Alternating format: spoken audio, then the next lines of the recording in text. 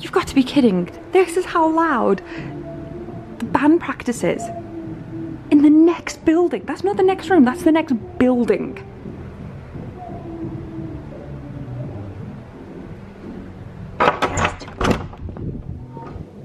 That's so bad. Good morning. Today is Thursday. Today is a Thursday. And we are in work, obviously. And you might go, hey, Lucy, why are you wearing makeup? You never wear makeup, especially at work. Well, that's because I am filming right now because I need to rant. And customers are finally left, so I feel like it's kind of safe to rant a little bit. Basically, today, one of my exes was coming to the shop. And don't get me wrong, it's an ex that, like, you know, it's fine, you know. It's fine. I'm not crying myself to sleep or losing weight over it. Definitely not losing weight over it. But, you know, it's one of them exes where we're still in that point that when they come to visit, I want to look as good as possible. Now, I may look very tired, as I always do, but I was like, but I can improve that tiredness. I can look slightly less tired. And we've been on good terms, you know, fine, slightly chatting for a while, blah blah blah blah blah, nothing major. And he messaged me saying like, oh, I can't come, my friend isn't coming to town, maybe another time. And I was like, yeah, it's fine, shame, but fine. I just finished doing all my makeup and I was like, I have wasted my time for nothing. And then thing is, we used to be so jokey, like everything we ever said was a joke. I'm starting to think that might not have been the case. I'm starting to think that I just offended him a lot when I was joking. And I messaged him and I was like, I put my makeup on for nothing. And he was like, what are you on about? I was like, oh, you know, what did I say? It was something like, oh, you know, when you come in, I wanted you to be like, damn, not like, ooh, I kissed that. And he was like, I saw you in the morning and I didn't run. Stop being so shallow. And I was like, okay, one, thanks for putting it like that. I didn't run, not like, you're pretty. Sorry, there was a customer then. So yeah, so he was like, I didn't run. I'm being bowled over by compliments here. And then, so what did I say? And I was just joking, going, what was I saying? He said how he's me, don't be shallow. And I just put, it wasn't shallow. It's not shallow. And when I was joking, and I went, it's a little bit shallow. And then, oh God, I can't remember what I said. But basically I was joking. It did, the problem with text, it's hard to read. It is hard to read. But the way we were when we dated, I was under the impression nothing we said was serious. Like, we used to joke about them, not only the most terrible of things, but like, just everything we said. Like, we could have a fight with each other and we both knew we weren't fighting, we were joking. And like, literally, we just got on so well, it was a joke. Like, we just clicked. And now I'm thinking, maybe we didn't. Maybe on the other side he was like, God, this is effort. I'm constantly working out if we're fighting or not. Maybe it wasn't as easy as I thought it was. And I got a feeling that he might be like going through maybe some things at the moment, dealing with some issues maybe, because it wasn't even a fight. And out of nowhere he went, I'm not explaining myself over just because of a mistake. Okay, I've calmed down now. So I can admit that there is a possibility, because I don't think I worded it exactly the same way there. There is a way that he could have made the mistake meant, oh, I've said something and you've taken it the wrong way. The mistake could have been that he broken up with me. The mistake could have been anything. But the way he worded it, especially after what I just said, talking about sleeping with him, he made it sound like I was the mistake. That's how I took it. And I just put mistake, wow. And then that was it. No joking, no messing about. And he was like, F this, I'm done. You're a psycho. Goodbye. You can keep the necklace. I'm just sitting there like, okay, I am a mixture of my heart has just been torn out. Not because this was my soulmate, but just because I can't handle, like, especially someone I cared for so much. Like, I can't handle someone not caring about me. I've got rejection issues. I've got massive rejection issues. So the fact that it was like this man who I cared for and really liked was like, you're a psycho, go away. I was like, oh crap. And then I'm laughing at the sheer ridiculousness of it. Just like, one minute we were fine, and the next minute I was a mistake and a psycho and he's done. Like, I was, oh well, oh well. It is what it is. I just sent him a message being like, I can't even remember what I said. I've had to wait till the customers left, and by now I'm like, I've calmed down now. I'm just in shock. I said, I'm not a psych. I said, oh, I know you're not done, and that's okay. I'm done too. I'm not a psycho. I'm not a psycho. I'll cut you if you say I am. And then I was just like, I was like, you know me. I'm calm. I was very calm and very rational and very understanding of everything that happened between me and him. But when I don't understand something, which I think was the end of us because we weren't communicating properly. When I don't understand something, I can't handle it and I just kind of lose my shit. And that's why we broke up. We had a fight and he just left. And then, and that's what I feel rejected over. That he just left. Like, we were, in my side of it, amazing. And then he just left. But it's okay, it's fine, because we were not compatible. What am I saying? Why am I telling you guys this? This is ridiculous. Opening up a little bit too much now. I can't remember the moral of this story. I just remember I had to finish it. So moral of the story is always wear matching socks and underwear, because if you have a crash and you go to the hospital, the doctors will judge you if they don't match. So I've just cleared all this out so I can put all the sale comics from Grand Central in, and then I realised that I have to get to those comics first. Hello. So I'm back at my dad's. I don't know how to warm this up. I used to put this on my light. My light isn't here. My light would eventually warm it up. I might put it in the bath with me, you know, like how you warm a baby's bottle. But yeah, I'm back at my dad's now. I'm in my office. I've got so much stuff in here, like so much stuff, and it's ridiculous because I'm actually getting pretty good at this -2 thing a day. My room is actually becoming manageable. Like, my bedroom in Liverpool is becoming manageable, and I come here now and every week I slowly get more and more itchy, and it's good because it makes me realise, like, one, I actually was verging on a problem, but two, I'm actually getting better, where the state I used to live in was horrendous. Like, I used to live in so much, not just clutter, but mess because of it, and I'm looking back at myself going, that would have just got worse. Worse and worse and worse, and I would have become a real problem. It would have become a real problem. Oh, I'm running a bath. I have some Lush products waiting for me to be used. I don't know what time I'm going to go to bed. I'm going to try and make it early.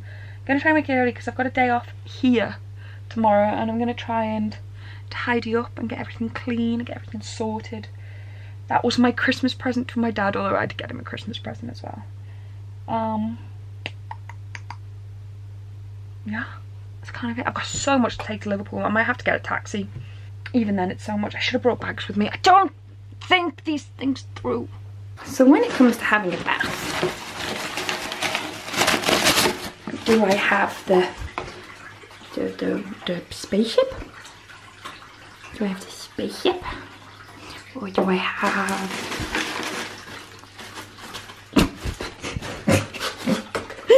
Maybe I should have prepared these.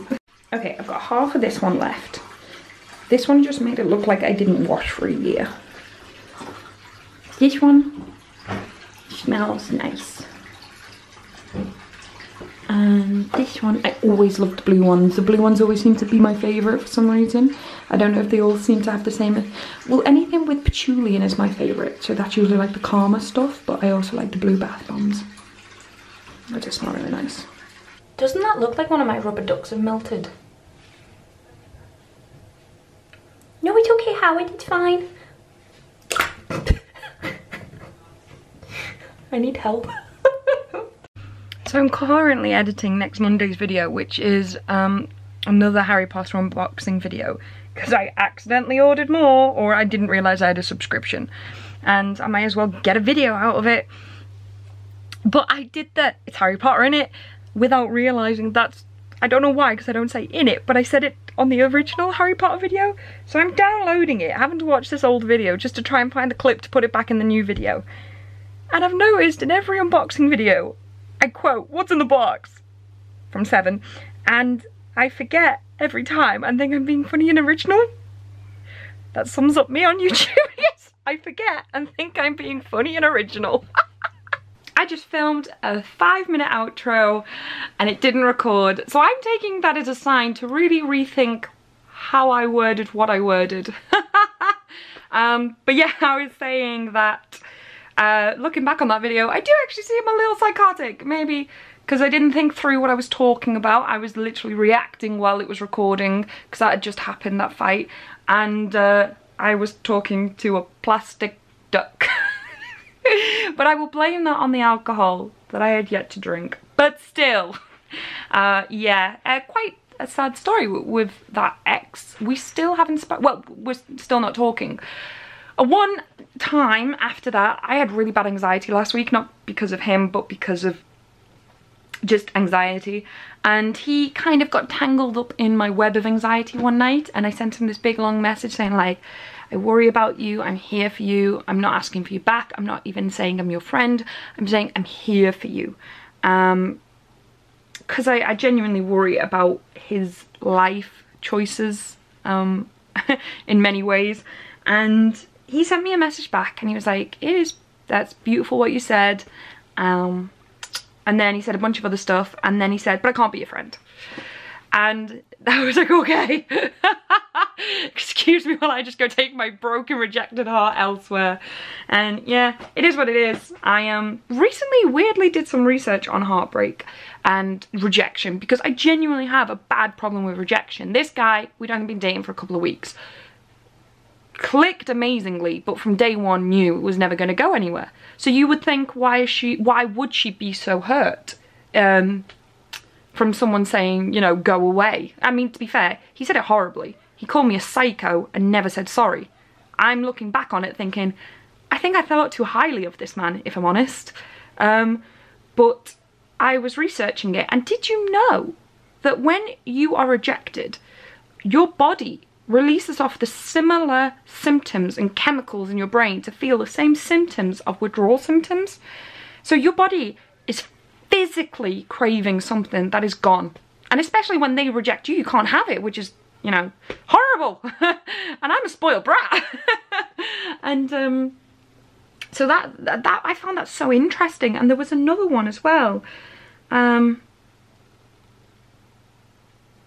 I'm sure there was another thing I read up about heartbreak. Oh yeah, when you are grieving the loss of someone and you feel that heartbreak, it is because your brain sends genuine chemical, like releases genuine chemicals that create your heart to physically hurt. So it's not physically hurting, but you feel it hurting. It's really weird.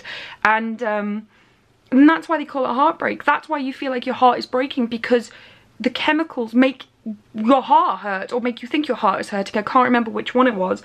And I found that really interesting, because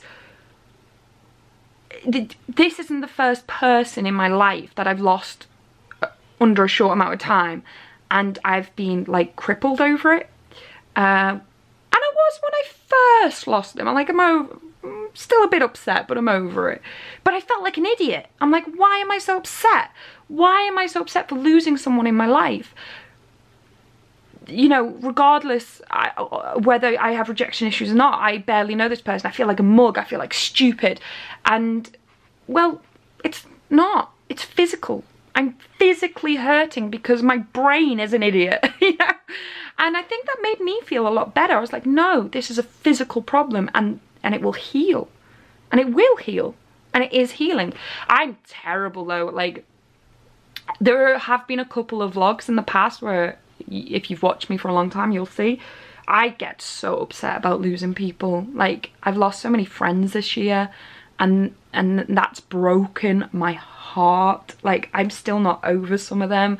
I am, because they meant so much to me, and I believe that a lot of them were for the right reasons, like for both of us, but I still miss them. And some I still miss, and I don't think it was for the right reasons. Some I still miss very much, and I hate what happened. And love life-wise, I'm over all of them. I have had such a roller coaster, and as the year went on, it got so bad, and I don't miss any of them. Like, I want to do a story time so badly on how rubbish some of them men have been, but at the same time, I don't even want to acknowledge their existence. Yeah, which didn't help my fear of projection. But yeah, there we go. There we go. I saw a meme recently, and it was like, action, she blinks. And then the guy's like, oh, I feel like there's too much drama, and I feel like I wasn't ready to commit, and blah, blah, blah, blah, blah. And I feel like that's my life at the moment. I am actually really laid back when I date. Really laid back. I think I'm a bit more when I'm a girlfriend. I think I am a bit more like, because I'm a planner. I'm an anxious planner, and I like to plan things. But dating, I'm like really chill. And like, I am passionate, and I'm feisty. And fighting doesn't scare me at all. I will speak my mind, but I will also be calm about it. I'll be like, you've upset me there. And people just don't seem to stick around. When I used to be this absolute firecracker, everyone loved me and I couldn't get rid of them. Now that I actually try to be this calm, compassionate, articulate partner, that's when everyone fucks up. I think maybe fighting isn't, most men aren't scared of fighting, but talking, oh my God. Oh well, I'm gonna go now. But there is one guy at the moment which I absolutely love, and that's Findo316. He is an amazing person who constantly retweets my tweets and is a very supportive person, and you are amazing. And I feel really bad because when I checked your Twitter, your birthday was on the 10th of January. I could have done this for your birthday, and I'm sad that I didn't. So, happy birthday. I'm sorry it's late. And thank you so much for watching, guys. Don't forget to like and subscribe if you like psychotic girls, apparently. Yeah. You know, I'm still, the more I think about that, I'm so angry. I'm never going to speak of him ever again. But I'm angry thinking about that. The fact he called me a psycho and he didn't apologise. Like, that's so derogatory. That's so, for someone who also suffered from mental health issues, I'm like, how dare you? How dare you say that? And that was it. I've let it out. I've let out the last bit. This was truly, like I said, I use my camera as a daily diary. This is just me venting and ranting today. But there you go. You get the juicy, anonymous gossip, I guess. But thank you so much for watching. And if you want to support me more than you already do by watching my videos, you can check out my Patreon. And you can pledge for as little as $1 there. And you get loads for your money. Or I like to think so. Check it out anyway, the link's below. You make that decision. If not, just carry on watching, because I love you anyway. Thank you so much. I'll see you tomorrow. Bye-bye!